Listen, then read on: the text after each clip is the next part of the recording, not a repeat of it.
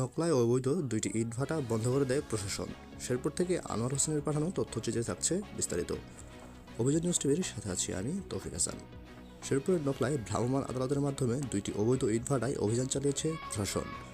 16 March রবিবার সকাল 9টা থেকে বিকাল 4টা পর্যন্ত উপজেলার গৌরদারের ছাতুগাঁও এলাকায় শেষার্স 7 স্টার ব্রিক্স এবং রুনিগাঁও এলাকায় শেষার্স চমক ব্রিক্সের অভিযান চালিয়ে অবৈধ ইটভাটার চিমনি গুড়িয়ে দেয় এবং ইটভাটার কিলিক ভেঙে দেওয়া হয়। উচ্ছেদ অভিযান পরিচালনা করেন উপজেলা প্রশাসনের সহকারী কমিশনার ও নির্বাহী ম্যাজিস্ট্রেট শেখ তাকি তাজওয়ার। এ সময় উপস্থিত ছিলেন পরিবেশ অধিদপ্তরের সহকারী পরিচালক মোহাম্মদ নূর কুতুবে আলম সিদ্দিক, পরিদর্শক সুশীল কুমার দাস, সেনাবাহিনীর সদস্যবৃন্দগণ, বাংলাদেশ বিদ্যুৎ উন্নয়ন বোর্ড এবং শেরপুর পুলিশ লাইন্স ও সদর থানার পুলিশ সদস্যরা।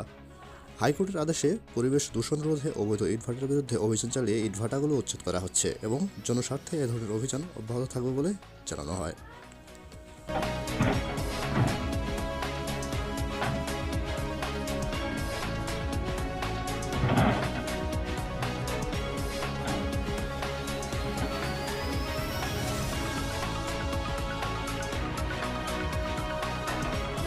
আচ্ছা